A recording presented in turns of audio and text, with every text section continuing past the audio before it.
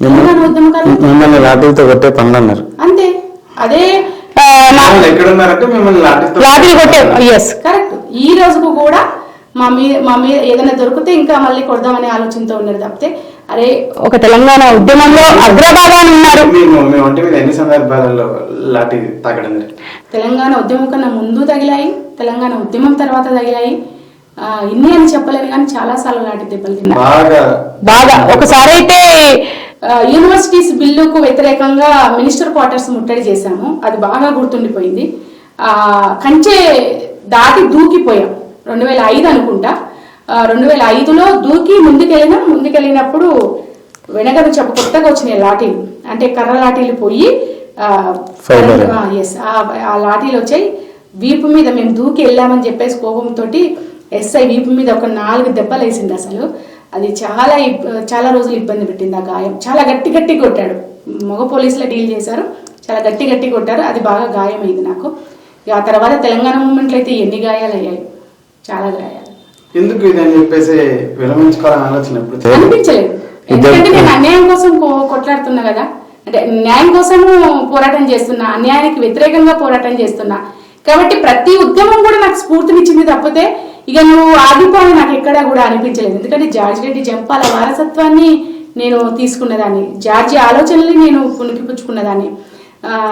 వాళ్ళిద్దరు కూడా సమాజం కోసం వాళ్ళ ప్రాణాలను త్యాగం చేసిన వాళ్ళు. అలాంటి విప్లవ విద్యార్థి సంఘంలో పనిచేస్తూ ఎంతో మంది వేల విద్యార్థులకు నేను స్ఫూర్తినిస్తూ సమాజం మీద జరుగుతున్నటువంటి అసమానతల మీద, అన్యాయాల మీద గొంతెత్తాలని చెప్పేసి ఉన్నటువంటి నేను ఉస్మానియా యూనివర్సిటీ వేదికగా అధికారుల అవినీతిని కానీ ఆగడాలను కానీ ప్రశ్నించే నేను ముందుకెళ్ళాలి అనుకున్న తప్పితే ప్రతి ఉద్యమం కూడా నాకు స్ఫూర్తినిచ్చింది. ఎక్కడ కూడా నేను వెనకడుగు వేయలేదు.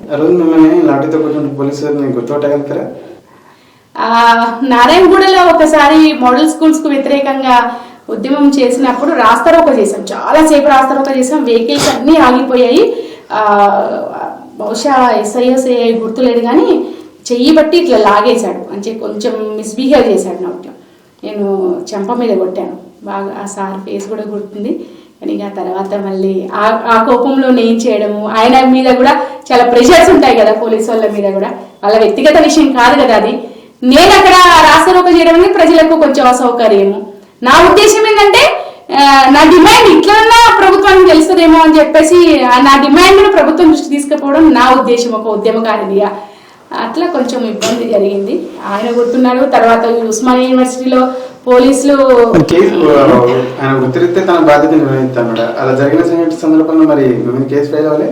కేసు ఫైల్ అవ్వలేదు, కాకపోతే అసెంబ్లీలో చర్చ జరిగింది. అసెంబ్లీలో చర్చ జరిగి అట్లా డీల్ చేయడం సరైంది కాదు, ఒక విద్యార్థి నాయకురాలని అని చెప్పేసి ఆయన పిలిచి మళ్ళీ ఆయనకి కొంచెం కోటింగ్ ఇచ్చినది కూడా సిఐ గారు అట్లా ఏసీపీ గారు పిలిచి మాట్లాడి అసెంబ్లీలో మీ తరపున వాయిస్ తీసుకున్న ప్రతిపక్షాలు ఉంటాయి కదా,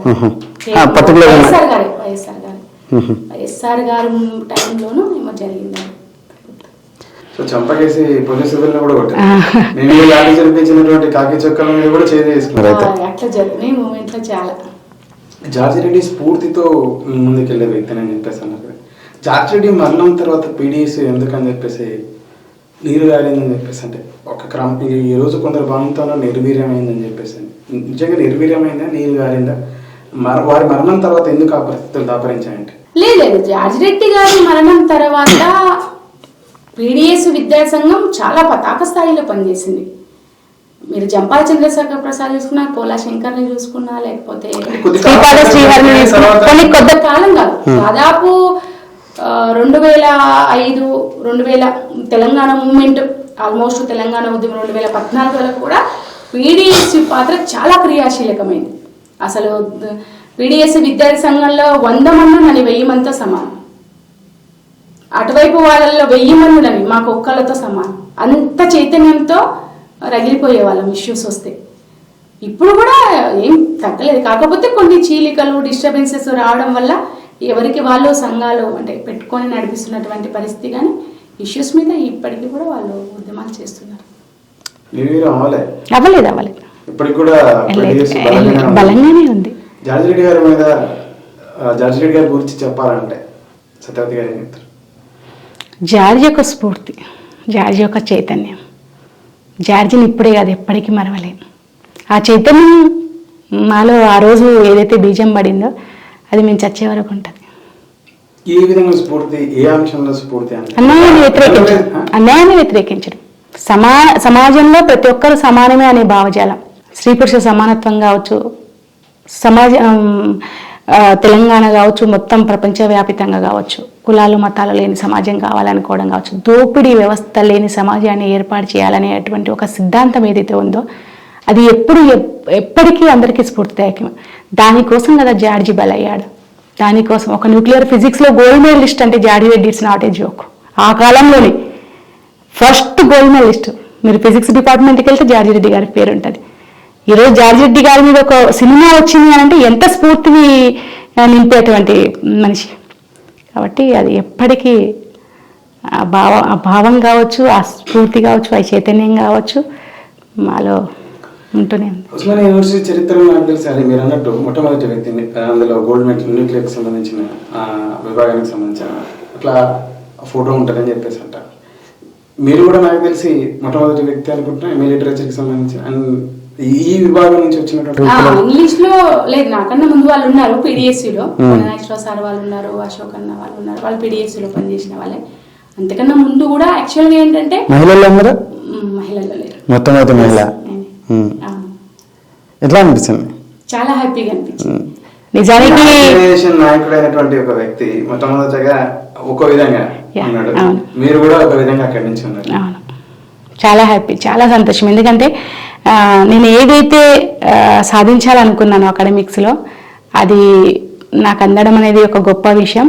రెండవది, ఎక్కడ కూడా ఎన్ని ఇబ్బందులు వచ్చినా, వాస్తవానికి నాకు పాప పుట్టినప్పుడు నేను చాలా ఇబ్బంది పడ్డాను, మానసికంగా, శారీరకంగా. నాకు నా జీవిత సహచరుడి వల్ల కంప్లీట్ సపోర్ట్. అసలు అదే రోజు నన్ను ఇక్కడ నిలబెట్టింది, మీ ముందు నా గురించి నేను చెప్పుకోవడానికి ఒక స్పేస్ని ఇచ్చింది. తన ప్రోత్సాహం కావచ్చు, ఇక ఎవ్రీథింగ్ తనే. ఇందాక చెప్పినట్టు ఉస్మానియా యూనివర్సిటీ నుంచి పీడిఎస్ నుంచి ఒక ఆర్గనైజ్ స్థాపకుడైన జార్జి రెడ్డి ఒక విధంగా, సతెక్క ఒక విధంగా, అలాగనే చిన్న వయసులో ఆదివాసీ నుంచి వచ్చినటువంటి అనురాగ్ కూడా అక్కడ వచ్చారు. పీడిఎస్ ఆర్గనైజేషన్ నుంచి ఇట్లా ఉస్మానియా చరిత్రకు సంబంధించిన దాంట్లో ఇట్లా లిఖింపబడుతూ ఉన్నారు చాలామంది అని చెప్పేసి. అంటే ఆర్గనైజేషన్ ఒక పోరాటాలనే కాకుండా లేదు, మన స్ఫూర్తిగా ఉండాలి విద్యలో కూడా. అప్పుడే మనని ఈ సమాజం ముందు చేసుకుంటే మరో విధంగా ముందు తీసుకెళ్తారని చెప్పేసి వాస్తవం. ఎందుకంటే పీడిఎస్ అధ్యయనం పోరాటం. అనురాధ నాకు జూనియర్, నరసింహ గారి బిడ్డ, లాలో జాయిన్ అయింది. నేను అప్పటికే పీడిఎస్ ఉస్మానియా యూనివర్సిటీ ప్రెసిడెంట్ని. మేము చేసే ప్రతి కార్యక్రమంలో తను ఇన్వాల్వ్ అయ్యేది. రాంతగారు వారు నాన్న నర్సరీ గారితో కూడా మీరు పనిచేశారండి, వారితో ఏ విధంగా ఉండేది మీ సాన్నిధ్యం? చాలా బాగుండింది. నర్సన్న ఎలక్షన్ క్యాంపెయినింగ్ కూడా నేను, గౌతమ్ గారు ఇద్దరం కూడా ఇన్ఛార్జెస్గా ఉండి మొత్తం ఇల్లందు ప్రాంతంలో ఉన్నటువంటి లోపల గోడలకు వాటికి వీటికి వెళ్ళి ట్రైబల్స్ ఏరియాస్ దగ్గరికి వెళ్ళి ప్రచారం చేయడం, నర్సన్న గెలిపించుకోవాలని చెప్పేసి పనిచేయడం. కొన్ని రోజులు అక్కడే ఉండి వర్క్ చేశాం పీడిఎస్లో.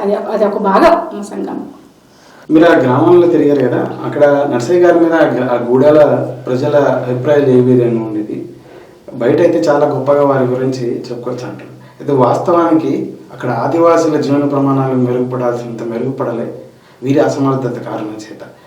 సుదీర్ఘకాలం శాసనసభ్యుడిగానే ఇల్లందు నియోజకవర్గానికి పనిచేసినటువంటి నర్సయ్య గారి నేతృత్వంలో వారి శాసనసభ్యుడు ఉన్నటువంటి కాలంలో నియోజకవర్గం అభివృద్ధి పదవి నడవలే అని చెప్పేసి అంటారు. ఒకటి వాస్తవం అండి, అది నర్సయ్య గారు తప్పని నేను అనను. అట్లాగే కమ్యూనిస్టు పార్టీలో అంటే చాలా మంది త్యాగాలు ఉన్నాయి నర్సయ్య గారు ఎమ్మెల్యే కావడానికి. ఆ త్యాగాలను చూసి ప్రజలు ఓట్లేశారు, నర్సయ్య గారు ఎమ్మెల్యే అయ్యారు. అదేవిధంగా నర్సయ్య గారు కూడా తను ఆ శాసనసభ్యుడిగా ఉండి అదే సింప్లిసిటీ మెయింటైన్ చేయడము, ఆ ప్రజలకు సేవ చేస్తూనే వచ్చాడు. ఎక్కడ కూడా తను అవినీతి కానీ, అవినీతి మచ్చ కానీ, లేదంటే తన సెల్ఫ్ డెవలప్మెంట్ కోసం కానీ అట్లా ఎప్పుడూ చేయలేదు. సిద్ధాంతం ప్రకారమే పనిచేశారు, దానికే కట్టుబడి ఉన్నారు. అది చాలా గొప్ప విషయం. ఇకపోతే ప్రభుత్వాలు ఏవైతే ఉన్నాయో చంద్రబాబు నాయుడు వరకు కూడా ఆ ప్రాంతాన్ని డెవలప్ చేయాలి అని అంటే సెంటర్ నుంచి కూడా సహకారం ఉండాలి. ఆ సహకారం కంప్లీట్గా లేదు. ఎందుకంటే ఒక నక్సలైట్ పార్టీ అనేది ఒక ముద్ర ఉంది కాబట్టి ఎమ్మెల్యే పార్టీకి వీళ్ళు డెవలప్ చేస్తే ఆ కాన్సెన్సీని ఇంకా ముందుకెళ్తే కష్టం అవుతుంది అనే దాంతో నిధులను కూడా చాలా తక్కువ ఇచ్చేవాళ్ళు. కానీ వైఎస్ రాజశేఖర రెడ్డి గారి సమయంలో మాత్రం వైఎస్ఆర్ గారు చాలా నిధులను ఇచ్చారు, నర్సయ్య గారిని చాలా బాగా చూసుకున్నారు. నర్సయ్య గారు అసెంబ్లీలో చంద్రబాబు నాయుడు గారు చూసుకోలేదా? లేదు. రామారావు గారు చూసుకోలేదా? అసలు నేను స్వయానా చంద్రబాబు నాయుడు గారు అవకాశం వస్తే చాలా మందిని చంపేశారు కదండి, మీకు తెలుసు కదా నక్సలైట్స్ని చాలా మందిని చంపేశాడు. అక్కడ కూడా ఇల్లందు ప్రాంతం అడిగినప్పుడు నాకు రాజశేఖర రెడ్డి గారి కాడ, చంద్రబాబు నాయుడు గారి దగ్గరికి, రామారావు దగ్గరికి ఎప్పుడు వెళ్ళినా కూడా సులువుగా పనులు నేననేది వాళ్ళ వ్యక్తిగత రిలేషన్ కాదు, నేను వ్యక్తిగతంగా కాన్సెన్సీకి సంబంధించి పార్టీ పరంగా నిధులు ఇవ్వడంలో చంద్రబాబు నాయుడు టైం వరకు కూడా అంత నిధులు అందింది అయితే నాకు నోటీస్ లో లేదు. వైఎస్ఆర్ గారి టైంలో అందింది అనేది స్వయంగా నరసన్న గారే చెప్పడం జరిగింది, అది నిజం కూడా. మీరు యాక్చువల్గా ఏ కమ్యూనిస్ట్ పార్టీ నాయకుడు ఈరోజు సొంత ఇల్లు కూడా సరిగా లేకోకుండా లేడు. ఆ పార్టీల నాయకులు కూడా ఈరోజు పెద్ద కరప్షనిస్ట్గా మారారని చెప్పేసి అనేది. అయితే నరసయ్య గారు మాత్రం తనకు వచ్చే పెన్షన్లో కూడా ఈ రోజుకి ఇల్లందు నియోజకవర్గంలోని పార్టీ ఆఫీస్కు ఇస్తూ ఉంటారు. ఇందులో ఏ మేరకు వస్తుందంటారు? ఇది ఒక నానుడైతే ఉంది, వారి పెన్షన్లో నుంచి కొంత అమౌంట్ అంటే పార్టీలో ఒక సిస్టమ్ ఉంటుంది. ఏంటంటే ఇప్పుడు ఎగ్జాంపుల్ ఫుల్ టైమర్స్ అనేవాళ్ళు, అంటే పార్టీకి అంకితమై పనిచేసే వాళ్ళకి ఒక సిస్టమ్ ఉంటుంది. ఆ సిస్టమ్ ప్రకారమే వర్క్ చేస్తాం. నేను కూడా బయటకు వచ్చే వరకు కూడా, పార్టీ నుంచి బయటకు వచ్చే వరకు కూడా నేను మా జీవిత సహచరుడు ఇద్దరం ఫుల్ టైమర్స్ని. మేము ఆ సిస్టంలోనే పని, మాకంటూ వ్యక్తిగత ఆస్తులు కూడబెట్టుకోవడం కానీ, మేము మా సెల్ఫ్గా మేము ఇష్టం వచ్చినట్టు ఉండడానికి కానీ, లేదంటే మా కుటుంబాలను పోషించుకుంటాం మాకు డబ్బులు ఇవ్వండి అని అనడానికి కానీ అట్లాంటిది ఏమి ఉండదు. చాలా సింపుల్గా ఉండాలి. పార్టీ ఇచ్చిన రెంట్లోనే మేము ఇల్లు వెతుక్కోవాలి. మాకు ఏదైనా అనారోగ్య సమస్య వస్తే ఫస్ట్ ప్రియారిటీ గవర్నమెంట్ హాస్పిటల్స్కి వెళ్ళాలి, గవర్నమెంట్లోనే ట్రీట్మెంట్ చేయించుకోవాలి. పిల్లల్ని కూడా ఆల్మోస్ట్ ఎక్కడైనా ఫ్రీ ఎడ్యుకేషన్ ఎవరైనా ఇస్తే జాయిన్ చేయడం, లేదంటే అందుబాటులో ఉన్నటువంటి స్కూళ్ళలో జాయిన్ చేయడం మా సిస్టమ్ ఇది. ఆ సిస్టమ్ ప్రకారం పనిచేస్తాం ఎవరైనా సరే, ఎందుకంటే దానికి డెడికేట్ అయి ఉండవాళ్ళం కాబట్టి కొత్తగా వేరే ఆలోచనలు వస్తాయి అనుకోవడానికి కూడా లేదు. అందులో నుంచి బయటికి నర్సయ్య గారు కూడా ఆ రోజు నుంచి ఈ రోజు వరకు అదే సిస్టంతో ఉన్నారు. సిస్టమ్ వద్దనుకుని బయటికి రావడానికి గల కారణాలు ఏంటి సత్యక్క గారికి? అంటే నేను వ్యక్తిగతంగా పార్టీలోంచి బయటికి రావాలని అనుకోలేదు. పార్టీలో డిస్టర్బెన్సెస్ వచ్చాయి, పార్టీ విడిపోయింది. అగ్రనాయకత్వానికి మధ్య ఉన్నటువంటి కొన్ని మిస్అండర్స్టాండింగ్స్ వల్ల పార్టీ చీలిపోవడం అనేది నేను చాలా ఇబ్బందిగా ఫీల్ అయ్యాను, డిస్టర్బ్గా ఫీల్ అయ్యాను. జార్జి రెడ్డి వారసురాలిగా జార్జి ఏదైతే కలలు కన్నాడో అది నెరవేరట్లేదు అనే బాధ నుంచే బయటకు వచ్చాను. వ్యక్తిగతంగా ఏం లేదు, వ్యక్తిగతంగా అక్కడ ఈ రోజుకు మాకు ఆ బాధ ఉంటుంది, ఈ రోజుకు స్టిల్ మాకు ఆ బాధ ఉంది.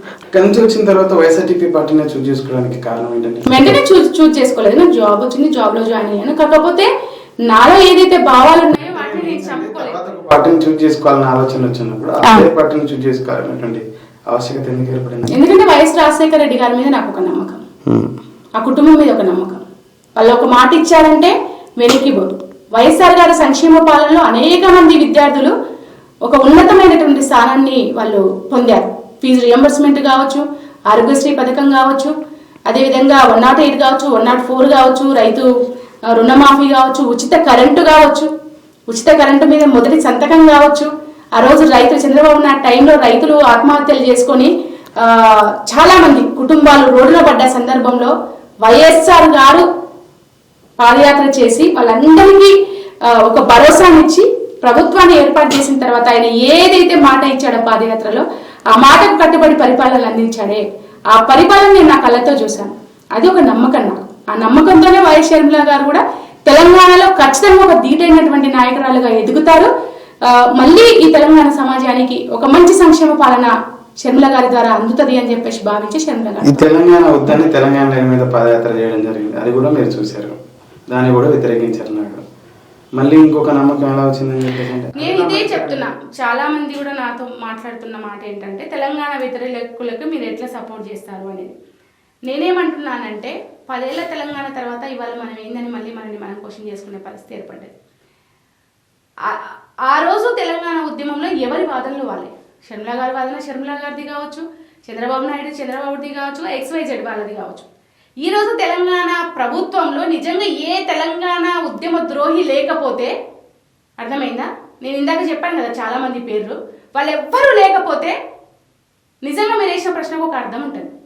ఇవాళ తెలంగాణ ప్రభుత్వంలో ప్రతి ఉద్యమ ద్రోహి ఉండి వాళ్ళు మమ్మల్ని పరిపాలిస్తుంటే వాళ్ళ కింద మేము ఎందుకు ఉండాలి? లేదు మా నాన్న పాలన నేను తీసుకొస్తాను, సంక్షేమ పాలన అందిస్తాను, నేను తెలంగాణ కూడలే, తెలంగాణ కట్టుబడి ఉంటాను అని చెప్పినటువంటి షర్మిల గారిని ఆమె నడుస్తున్నటువంటి దారిలో నడవడం తప్పేట్లయితే ఇప్పుడు ఈ ప్రాంతమే కదా, ఈ ప్రాంతం కోసమే కదా కొట్లాడింది మేము. మరి మా నిధులు మా నియామకాలు మావి ఏవి కూడా మాకు అందనప్పుడు మేము ఎందుకు ప్రశ్నించొద్దు ప్రభుత్వాన్ని? ఒక బలమైన గొంతుగా మాకు ఆసరా అవుతున్నప్పుడు ఆమెకు మనం తోడవుతే కలిసి అడుగులేస్తే ఖచ్చితంగా మంచి పరిపాలన అందించగలుగుతామనే ఒక స్పేస్ ఉన్నప్పుడు మనం ఎందుకు చేయొద్దమ్మా? స్పేస్ ఉందని మీరు ఇట్లా మీ మైండ్ తోనే భావిస్తా అన్నారు. వాస్తవ పరిస్థితి వారితో పాటు ఇటీవల 3000 కిలోమీటర్లు దాదాపుగా నడిచారు మీరు. 3000 గ్రామాలలో ఆ పరిస్థితి ఎలా ఉంది? నిజంగా మీరు భావించినట్టే మాకు 108 ద్వారా మా కుటుంబ సభ్యుడు జబ్బు పడితే సాయం పొందాం, మా పిల్లోడికి ఫండ్ వచ్చింది, ఒక జాబ్ వచ్చింది, నిరుద్యోగ ఆ రోజు కాలేజ్ రీమోమెంట్స్మెంట్ వచ్చింది, ఇట్లా ఏదో పథకాల ద్వారా నాడు రాజశేఖర రెడ్డి ప్రవేశపెట్టిన పథకాల ద్వారా లబ్ధి పొందాం అని చెప్పేసి మరి వారి కూతురు తీసుకునే పరిస్థితులు ఉన్నాయంటారు గ్రామాలు. నాడు వ్యతిరేకంగా ఇదే నెల మీద జరిగినటువంటి ఈమె ఈ తెలంగాణ సమాజాన్ని మరో విధంగా మాట్లాడినటువంటి వీరిని ఈరోజు ఓన్ చేసుకుంటారంటారు. ఫోన్ చేసుకున్నాను. నేను ఎందుకంటున్నా అంటే 2000 మనసు విప్పి మాట్లాడుతున్నా. నేను పాదయాత్రలో పాల్గొనకపోయి ఉంటే నేను ఈ మాట మాట్లాడతాను. 3000 వాస్తవాలే చెప్తుంది అమ్మి. అవసరమైతే నెక్స్ట్ ఒకవేళ శర్మిలక్క పాదయాత్ర స్టార్ట్ చేస్తే కనుక, ఇంకా పెండింగ్ ఉంది, పాదయాత్ర పూర్తి అవ్వలేదు, చేస్తే కనుక నిన్ను తీసుకెళ్తా నాతో రాని. ఒక్కటి గుర్తుపెట్టుకోతమ్మి, ఈ రోజు షర్మిలక్కను మేము ఎందుకు సపోర్ట్ చేస్తున్నాము అని అంటే ఒకటే కారణం, వైఎస్ఆర్ గారి సంక్షేమ పాలన అందిస్తాననే నినాదం. మహిళ 8 ఏళ్లుగా ఈ తెలంగాణలో ప్రతిపక్షం లేకుండా అందరూ ఒకటై నిరుద్యోగులకు అన్యాయం చేసినటువంటి స్థితిని ఆమె బద్దలు కొట్టి తెలంగాణ నిరుద్యోగులకు పక్షాన నిలబడి కొట్లాడింది. వాయిస్ తీసుకున్నప్పటి నుంచి ఈ రోజు వరకు కూడా ఉద్యమం చేస్తున్నటువంటి పరిస్థితి. 3800 కిలోమీటర్లు పాదయాత్ర చేస్తే అడుగడుగున ఆమెకు తెలంగాణ ప్రజలు నీరాజనం పలికారు. నేనే సజీవ సాక్ష్యం. ఎందుకంటే ఎవరు ఎక్కడుంది చెప్పండి? లేదు ఎక్కడా పిలిపించుకోలేదు. స్వచ్ఛందంగా వచ్చారు. ఓపెన్ గా మాట్లాడుకుంటే అన్ని పార్టీలు అవే పనులు చేస్తున్నాయి. ఒక షర్మిల గారి పార్టీయో లేకపోతే XYZ కాదు. మీరు మునుగోడు ఎలక్షన్స్ తీసుకుంటే ఎంత నీచమైనటువంటి రాజకీయాలకి తెరలేపారనేది మీకు అర్థమవుతుంది. అట్లాగే వీటిల్ రాజేంద్ర గారి నియోజకవర్గం ఎక్కడ ఉంది? హుజురాబాద్. ఆ హుజురాబాద్ ఎలక్షన్లు ఎలా జరిగాయో మీకు అందరికీ తెలుసు. ఈరోజు తెలంగాణలో షర్మిల గారికి ఆదరణ లేదు అని చెప్పే మాట ఏదైతుందో అది పచ్చి అబద్ధం. షర్మిల గారికి ఆదరణ ఉంది, ప్రజలు నీరాజనం పలికారు.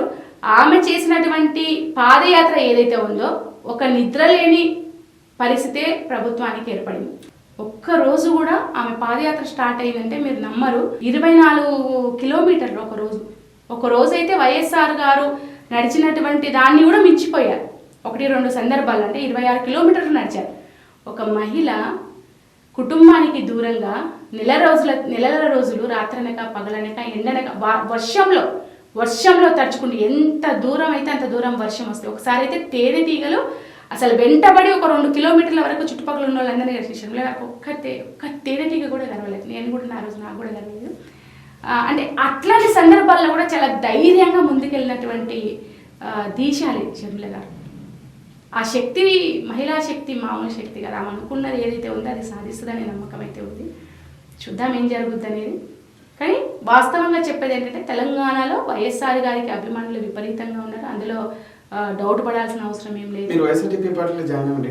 పార్టీ పెట్టకన్నా ముందే ఇందిరా పార్క్ దీక్ష మర్చిపోయారు. ఫస్ట్ ఇందిరా పార్క్ దీక్ష షర్మిలక్క గారు చేసినటువంటి దీక్షలో పార్టిసిపేట్ చేశారు. సో వారు ఇక్కడ పార్టీ పెట్టాలని ఆలోచన చేయకంటే ముందుగానే ఆలోచనలు దిశగా ముందుకెళ్తారనే సందర్భంలోనే వారితో పాటు నడవడం జరిగింది.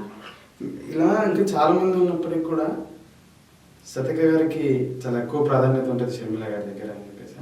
ఎందుకని అంటే వాస్తవానికి షర్మిలక్క గారికి నా గురించి అంటే నా పని విధానము, నేను పోరాడే విధానం అన్నీ కూడా తెలిసిన వ్యక్తి.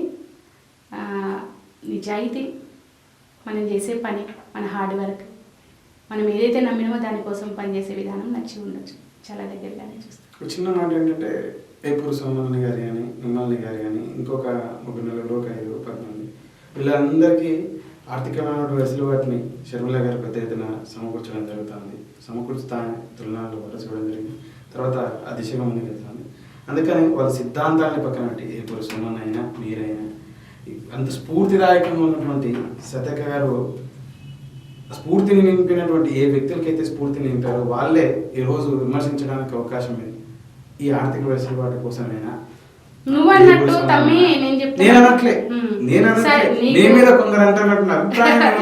నాన్నైతే ఎవ్వరు కూడా నువ్వు షర్మిలక్క దగ్గరికి ఎందుకు పోయినావు, ఎందుకు జాయిన్ అయినావు, అసలు ఇది సరైంది కాదని చెప్పేసి ఎవ్వరు అనలేదు. అసలు అందరు కూడా మంచి నిర్ణయం తీసుకున్నావు అని చెప్పేసి అన్నారు. ఎందుకంటే తెలంగాణలో పార్టీ సిద్ధాంతాలతో ఒకటి గుర్తుపెట్టుకో తమ్మి, ఒకటి గుర్తుపెట్టుకో, నేను సిద్ధాంతానికి దూరం కాదు, పని విధానానికి దూరమైన. ఈ రోజుకు నేను ఏ కులాంతర వివాహం చేసుకున్నానో, పార్టీ పద్ధతుల్ని ఏదైతే పాటించి తాళి లేకుండా మెట్టలు లేకుండా పెళ్లి చేసుకొని నేను సమాజంలో తిరిగానో, ఈ రోజుకు నేను అట్లనే ఉన్నా. ఏ ఏ కమ్యూనిస్టు సిద్ధాంతం అయితే సమసమాజ స్థాపన అని చెప్పేసి భావించిందో అదే భావజాలంతో ఉన్నా. నేను ఏ గుళ్ళకు ఏ గోపురాలకు పోయి దేవుళ్లకు మొక్కి చేసింది లేదు. 10 మంది అభిప్రాయాన్ని గౌరవించడానికి వాళ్ళని గౌరవిస్తానని తప్పితే నా సిద్ధాంతం ప్రకారం నా సిద్ధాంతాన్ని వదిలిపెట్టి నేను చేయను. ఒక దారిని మనం ఎంచుకున్నప్పుడు చాలా ఆటంకాలు వస్తాయి. ఆ ఆటంకాలను తొలుచుకుంటూ ముందుకెళ్ళాలి. ఆ దారిలో ఇవాళ అదే భావజాలానికి పూర్తిగా కమ్యూనిస్టు భావజాలంతో పనిచేయవు పవర్ పాలిటిక్స్, అందులో వీలు కావచ్చు. కానీ అత్యంత దగ్గరగా వైఎస్ రాజశేఖర రెడ్డి గారు కమ్యూనిస్టు నినాదం ఏంటి? కూడు గూడు గుడ్డ కావాలి. కానీ అంతకన్నా అద్భుతమైనటువంటి పరిపాలన వైఎస్ఆర్ గారు అందించారు. నీళ్ళు ఇచ్చారు, నిధులు ఇచ్చారు, నియామకాలు ఇచ్చారు, కూడు గూడు గుడ్డ ఇచ్చారు, ఉన్నతమైనటువంటి విద్యను అందించారు సమాజానికి. ఫీజు రియంబర్స్మెంట్ మనతో ఎంతోమంది పేదవాళ్ళు చదువుకున్నారు. ఎస్సీ ఎస్టీ బీసీ మైనారిటీలు ఎంతోమంది చదువుకున్నారు. మైనారిటీలకు 4% రిజర్వేషన్ ఇచ్చింది వైఎస్ రాజశేఖర రెడ్డి గారు. ఈ రోజుకు మైనారిటీ గుండెల్లో వైఎస్ రాజశేఖర రెడ్డి గారు. చిన్న పిల్లలకి గుండె జబ్బులకి వైద్యం చేయించింది వైఎస్ రాజశేఖర రెడ్డి గారు. ఫోన్ చేసిన 10 నిమిషాలకి 20 నిమిషాలకి 102 ప్రాంతీయ తత్వంతో ఇక్కడ వివక్షను చూపించారు. ఇక్కడ వ్యక్తులకి సరైనటువంటి ప్రాధాన్యత ఇవ్వలేదు. మేము ఎప్పుడూ మాట్లాడలేతాం.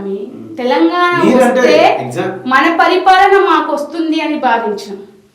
అర్థమైందా? అది కూడా వైఎస్ రాజశేఖర రెడ్డి గారు చనిపోయిన తర్వాత తెలంగాణ ఉద్యమం బాగా ఉవ్వెత్తున వచ్చింది తప్పితే వైఎస్ఆర్ గారి పరిపాలనలో ఎంత రావాలంత ఏం రాలేదు. ఇప్పటికీ కూడా నేను చెప్తున్నా, వైఎస్ఆర్ గారి హయాంలో టీఆర్ఎస్ పార్టీ ప్రాంతీయ పేరుతోటి పార్టీ పెట్టింది నిజము, కొట్లాడింది నిజము, కొన్ని సీట్లు వచ్చిన మాట నిజము.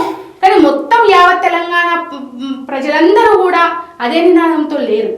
వైఎస్ఆర్ గారి మరణం తర్వాత మళ్ళీ కాంగ్రెస్ పార్టీలో ముఖ్యమంత్రులు మారడము, మళ్ళీ యథారాజ తథా ప్రజ అయ్యేసరికి అప్పుడు చాలా సీరియస్గా లేదు, ఇక వచ్చిన సమయం ఏదైతే ఉందో మన పరిపాలన మనకు కావాలనే నినాదంతో ముందుకెళ్దామని చెప్పేసి ముందుకెళ్ళడం జరిగింది. ఉద్యమం చేయడం జరిగింది. నిరంతరంగా కొట్లాడినాం, తెలంగాణను సాధించుకున్నాం. అందులో ఎలాంటి డౌట్ లేదు. కానీ వైఎస్ఆర్ గారు ఉన్నప్పుడు ఇంత పెద్ద ఉద్యమం వచ్చినా దాన్ని అణచివేసిందనే దానికైతే ఆస్కారం లేదు. ఆయన కూడా తెలంగాణ ప్రత్యేక తెలంగాణ కోసము ఏది మన అసెంబ్లీలో తీర్మానం చేసి పంపించినటువంటి చరిత్ర కూడా మనకు ఉంది. తెలంగాణ పౌరుడి పాలన కావాలా, అందుకోసం ఉద్యమం చేశాను, అందుకోసం ఆరాటపడ్డాను.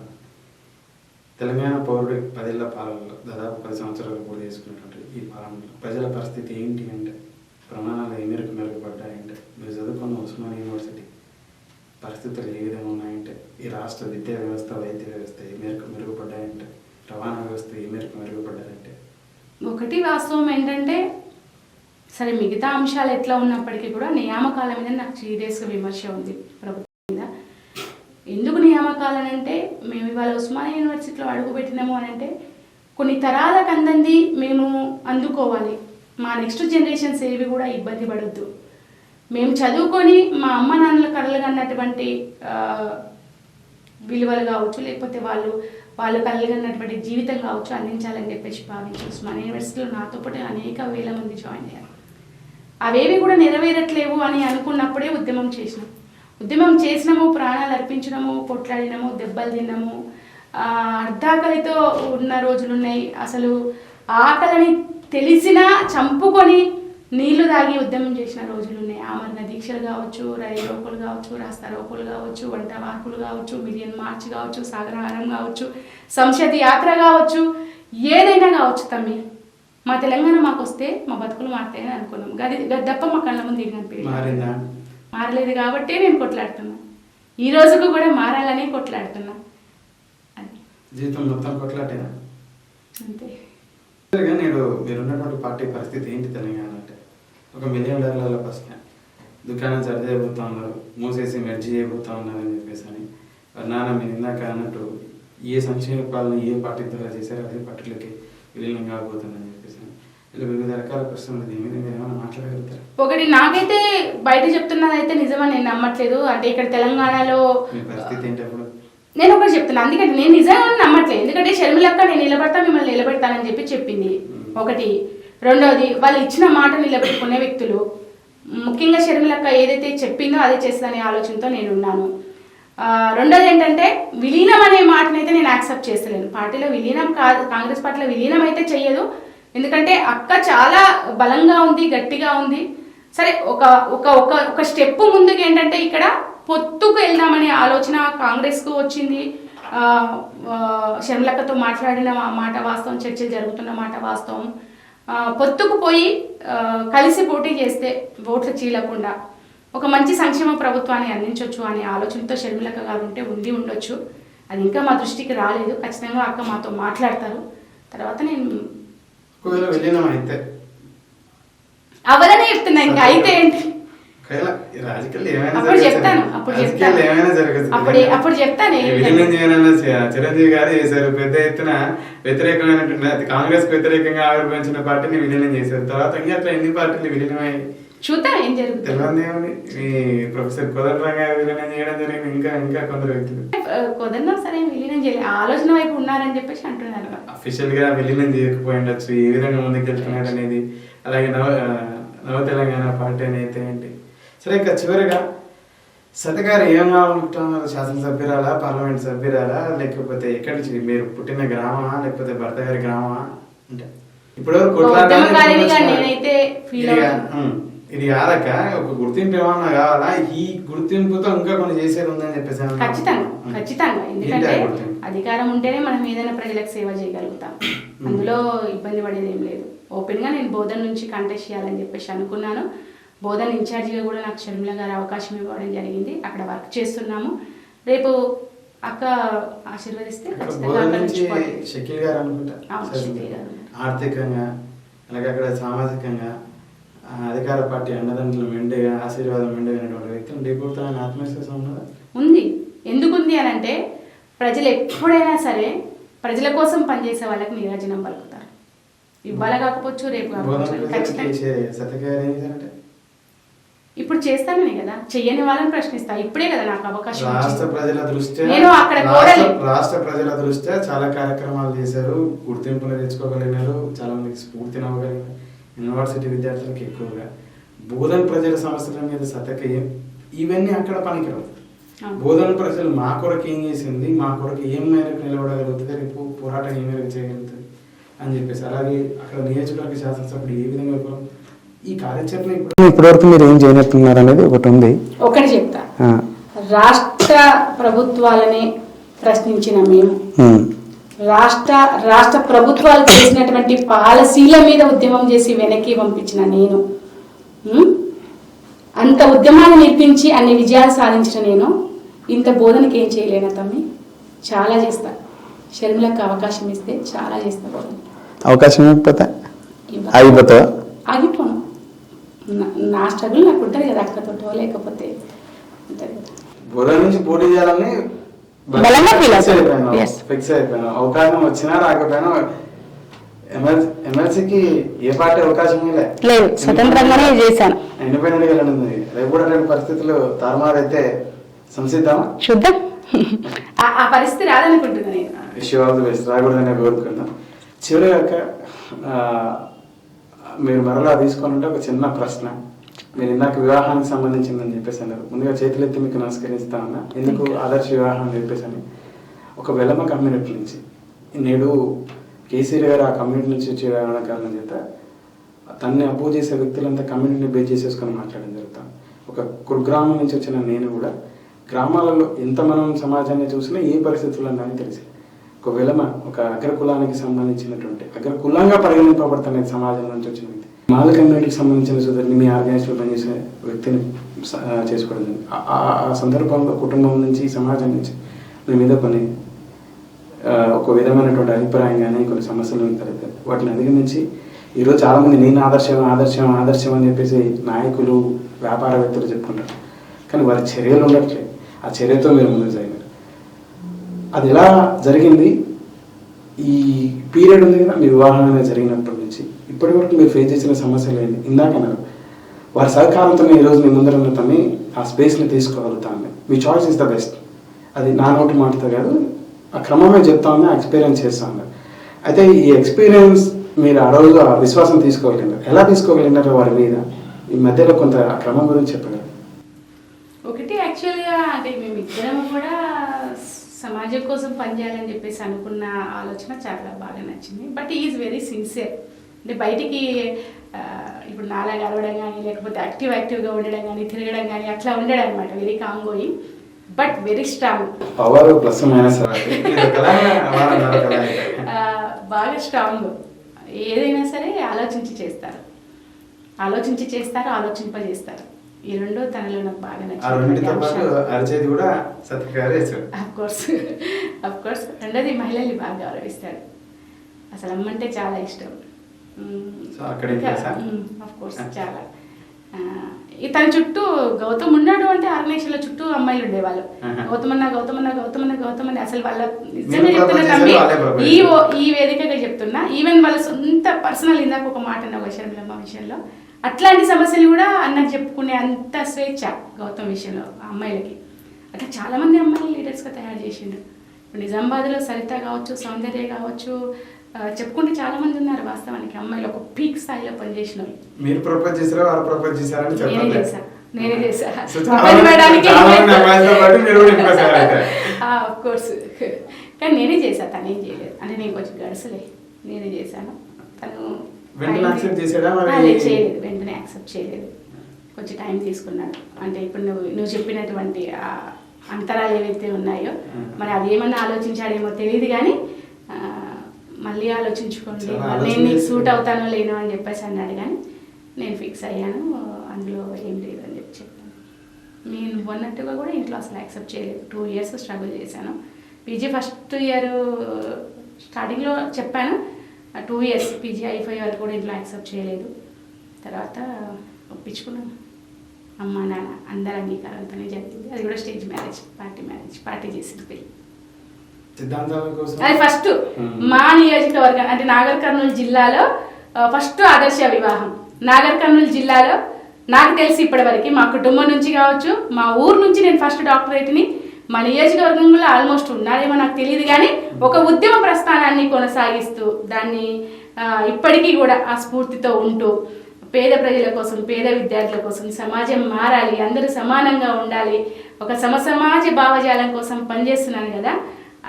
అది నేను ఒక్కదాన్ని.